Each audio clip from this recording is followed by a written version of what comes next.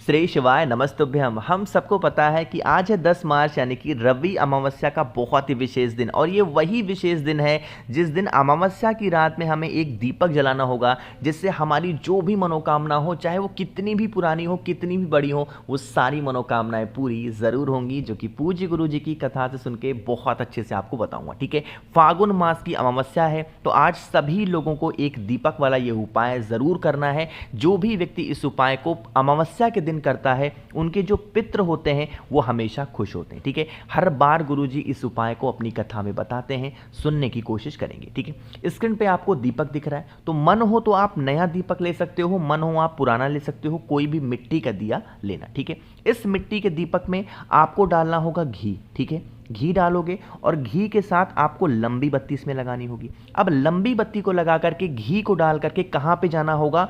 आपको जाना होगा किसी भी नदी, तालाब, सरोवर पे। कहीं और दीपक नहीं लगा सकते। लेकिन काफ़ी लोग कहेंगे भैया हमारे घर के आसपास में नदी, तालाब, सरोवर, कुआं, बावड़ी नहीं है, अब हम क्या करें? यहां पर अगर नदी, तालाब आपके पास नहीं है तो आपके पास में 3 ऑप्शन होते हैं। पहला ऑप्शन तो है कि आप चाहें तो अपने घर के किचन में, जहां पीने का पानी, मटका, आरओ रखते हो, वहां पे लगा सकते हैं। अब ये भी नहीं है तो आप चाहें तो वट पेड़ के नीचे लगा सकते हैं, या फिर आप चाहें तो बेल पेड़ के नीचे लगा सकते हैं। ठीक है, ये दोनों पेड़ हमारे पितरों के तुल्य होते हैं।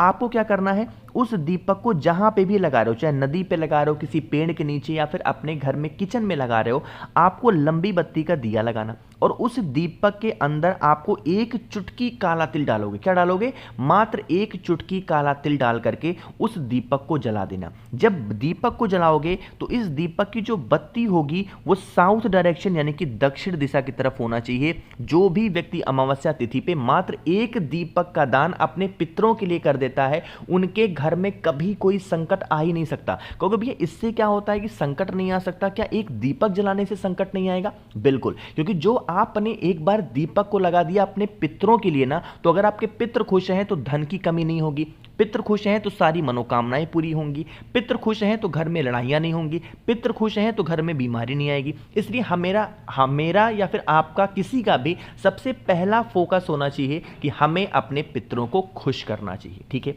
समझ में आई बात मेरी? तो इस आज एक दीपक का ये उपाय आप सबको जरूर से जरूर करना चाहिए। ठीक है, आगे बढ़ते हैं। अब इस वीडियो में हम लोग अपने दूसरे उपाय की तरफ, जो कि आपको करना होगा लाल चंदन से। ठीक है, रविवार की अमावस्या तिथि पे लाल चंदन का ये उपाय आपको अपने परिवार के लिए करना चाहिए, जिससे आपकी फैमिली, आपका पूरा परिवार हमेशा खुश रहे। समझने की कोशिश करना। अब यहाँ पे लाल चंदन दिख रहा है, एक छोटी सी कटोरी लो। ठीक है, उस कटोरी में पानी भरो और थोड़ा सा लाल चंदन डाल के इसका गाढ़ा सा पेस्ट बनाओ। बहुत पानी जैसा नहीं, गाढ़ा सा पेस्ट बनाना। और इस पेस्ट को लेकर के पहुंच जाएंगे वट वृक्ष के नीचे। कहां पे जाओगे? वट वृक्ष के नीचे। जितने भी सदस्य आप पे घर में रहते हैं, या फिर आपको अपने पूरे परिवार का नाम और गोत्र बोल करके उसी लाल चंदन से 5 बिंदी लगानी होगी वट के पेड़ पे। चाहे तो किसी पत्ते पे लगा सकते हो, या फिर चाहे तो आप जड़ पे लगा सकते हो, कहीं पे भी। वट पेड़ पे जो भी व्यक्ति अमावस्या तिथि पे शाम के टाइम पे प्रदोष काल में ये 5 बिंदी अपने पूरे परिवार का नाम और गोत्र बोल करके लगा देता है, उनके घर में कभी क्लेश नहीं हो सकता। और अगर आपसी मतभेद आप लोगों में चल रहा है किसी भी चीज को लेकर के, तो वो सारे मतभेद आपके जीवन से खत्म जरूर होते हैं। ठीक है, करके देखिएगा इस उपाय को। बहुत ही प्यारा सा, बहुत ही सुंदर उपाय है, जिससे आप लोग को जरूर करना चाहिए। ठीक है, बात आई क्या समझ में? आगे बढ़ें तो यहाँ पे 2 उपाय की बात हो गई है। आगे बढ़ते हैं अब इस वीडियो में हम लोग अपने तीसरे उपाय की तरफ, और यह तीसरा उपाय भी आपको शाम के टाइम पे प्रदोष काल में करना है। और अब यह उपाय आपको चौमुखी दीपक के साथ करना है। ठीक है, समझने की कोशिश करेंगे। जैसे मान लेते हैं कि आपके घर का कोई ऐसा इंसान है जो काफी दिनों से बीमार पड़ा हुआ है और उसकी बीमारी ठीक नहीं हो पा रही है। आप बहुत मेडिसिन करा रहे हो, दवा करा रहे हो, फिर भी वो इंसान ठीक नहीं हो पा रहा है, तो आप सभी लोगों को आज यह उपाय जरूर करना चाहिए। ठीक है, लेकिन उससे पहले एक छोटा सा काम और कर दो, वह वीडियो को जल्दी से लाइक करेंगे, ज्यादा से ज्यादा लोगों तक वीडियो को शेयर करिएगा, और जितने भाई बहन मेरी आवाज पहली बार सुन रहे हैं चैनल को जरूर सब्सक्राइब करेंगे। ठीक है, देखो, इस उपाय को बताने से पहले आपका 10 सेकंड में टाइम लूंगा और एक छोटी सी न्यूज़ अपनी तरफ से समझाऊंगा। देखो, यहाँ पे चाहे मैं बता रहा हूँ उपाय को या फिर कोई भी बता रहा हो, गुरुजी बता रहा हूँ, फिर कहीं पे भी आप उपाय को सुनते हो, तो आप बीमारी के लिए जब कोई उपाय करते हो तो मैंने देखा काफ़ी लोग दवा को छोड़ देते हैं। ठीक है, ऐसी गलती भूल कर भी मत किया करिए। देखो, आप जब दवा का भी इस्तेमाल करोगे और उपाय भी करोगे, यानी कि दवा और दुआ दोनों साथ में चलेंगी ना, तब जाकर के रिजल्ट उसका 100% मिलेगा और आप जल्दी ठीक हो जाओगे। आप सिर्फ उपाय के सहारे भी ठीक नहीं हो सकते, आप सिर्फ डॉक्टर के सहारे भी ठीक नहीं हो सकते। कहीं ना कहीं भक्ति उपाय आपको करना होगा, तभी आप ठीक होगे। कुछ उसमें भाग डॉक्टर का होगा, कुछ उपाय का होगा। ठीक है, तो दोनों चीजों को ध्यान से किया करिए। दवा बिल्कुल मत छोड़ा करिए, ठीक है ना। जब तक डॉक्टर कह ना दे तब तक दवा खाओ। ठीक है, आप समझते हैं। यहां पे आपके सामने दिख रहा होगा दीपक, तो चौमुखी दिया लेना एक, ठीक है। और इस चौमुखी दीपक में आपको डालना होगा सरसों का तेल। क्या डालोगे? सरसों का तेल। अभी दीपक को जलाना नहीं है, सबसे पहले इसमें ऐसे बड़ी बड़ी 2 बत्ती लगा लो और इसको छोटी सी थाली या फिर प्लेट में रखना। ठीक है, रखने के बाद में आपके घर का जो इंसान काफ़ी दिनों से बीमार पड़ा हुआ है उसके ऊपर से 9 बार घुमाओगे। कितनी बार घुमाना है? सर से लेकर के पैर तक उसी थाली को लेके दीपक को जलाने के बाद, लेकिन घुमाओगे, पहले नहीं।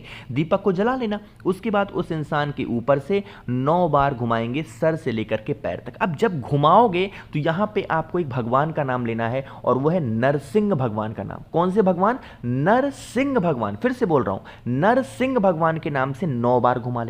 घुमाने के बाद में आप उस थाली में से दीपक को उठा लेना और उठाने के बाद में आप किसी, वैसे तो नियम क्या है कि हमें किसी चौराहे पे ले जाकर के रखना होगा। आप कहोगे भैया रात में 7 बजे 8 बजे चौराहे पे ले जाके रखेंगे, लोग हमें पागल कहेंगे और रख भी नहीं पाएंगे, इतनी ट्रैफिक होती है। बिल्कुल सही कह रहे हो। तो अगर ऐसी कंडीशन है तो आपको क्या करना चाहिए, आपके घर के आसपास में कोई भी हरा भरा पेड़ हो, उस पेड़ के नीचे ले जाकर के उन दीपक को रख देना और वहां पे भी नरसिंह भगवान का ध्यान करना, स्मरण करना। आपकी जो पुरानी से पुराने बीमारियां होंगी ना, वो धीरे धीरे करके छूट जाएंगी और बीमारी जो भी होगी, दवा खा रहे हो वो भी असर जरूर करेगी। ठीक है ना।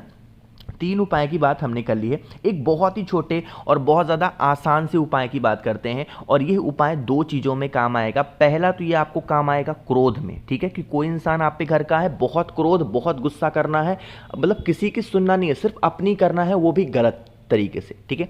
दूसरा, अगर कोई इंसान बीमार पड़ा हुआ है, उसकी बीमारी ठीक नहीं हो पा रही है, तो भी आप इस उपाय को करेंगे। ठीक है, समझेंगे। आपको लेना होगा इस तरीके से दही, 1 चम्मच दही लेना, इससे ज्यादा मत लेना। दही के साथ आपको एक बेलपत्र भी लेनी होगी, बहुत प्यारी सी, बहुत सुंदर सी। ठीक है, साथ ही साथ एक तांबे का लोटा लेना, उसमें जल भरेंगे और जल को लेकर के पहुंच जाएंगे महादेव के शिवलिंग के पास में। यहां पे कुछ नियम होते हैं उपाय को करने के, मैं आपको बता रहा हूं। देखो, अमावस्या तिथि का दिन है तो हमारे पितरों का दिन माना जाता है, मानते हो ना आप सभी। देखो, जब आप महादेव के शिवलिंग के ऊपर जल चढ़ाते हो ना, तो जल क्या होता है, ऐसे बहता हुआ नीचे गिरता है ना, इसी जगह पे तो नीचे गिरेगा, जमीन पे। तो ये जो जिस जगह पे जमीन पे नीचे गिरता है ना, वो किसका स्थान होता है? वो हमारे पितरों का स्मरण होता है, हमारे पितरों का ध्यान होता है, जगह होती है।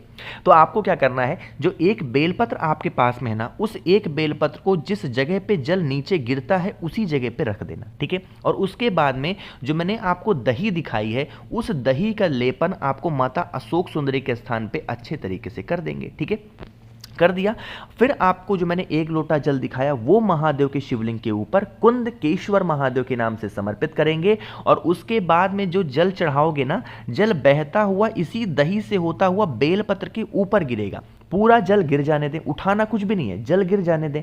जल को गिरने के बाद में लास्ट में आप इस एक बेलपत्र को पितृ देवता अर्यमा का नाम लेकर के, कौन से देवता है, नाम लिख दे रहा हूं मैं एक बार, पितृ देवता अर्यमा के नाम से इस बेलपत्र को उठाना। जो इंसान आपके घर में क्रोध करता है, बीमार पड़ा हुआ है, उस इंसान को, उस बेलपत्र को किसी भी तरीके से खिला देना। उसकी जो क्रोध की हैबिट होगी, बीमारियां नहीं जा रही हैं तो बीमारियां भी ठीक जरूर होगी। ठीक है, कोशिश की मैंने आप सभी लोगों को बहुत ही अच्छा, बहुत ही प्यार से समझाने की। वीडियो पसंद आई हो तो लाइक करिएगा। कुछ पूछना है, नहीं समझ में आया, नीचे कमेंट सेक्शन में पूछें, या फिर अगर आप लोगों को में से किसी को भी मुझसे फ़ोन पे बातें करनी है, मैसेज पे बातें करनी है, तो आप हमें इंस्टाग्राम या फिर फेसबुक पे फॉलो कर सकते हैं, जिसके लिए सर्च करना होगा द नेचुरल प्लैनेट 108। वहाँ पर हम लोग बहुत सारी बातें करेंगे। और जितने भाई बहन मेरी आवाज़ पहली बार सुन रहे हैं, चैनल को ज़रूर सब्सक्राइब करिएगा। श्री शिवाय, नमस्तुभ्यम।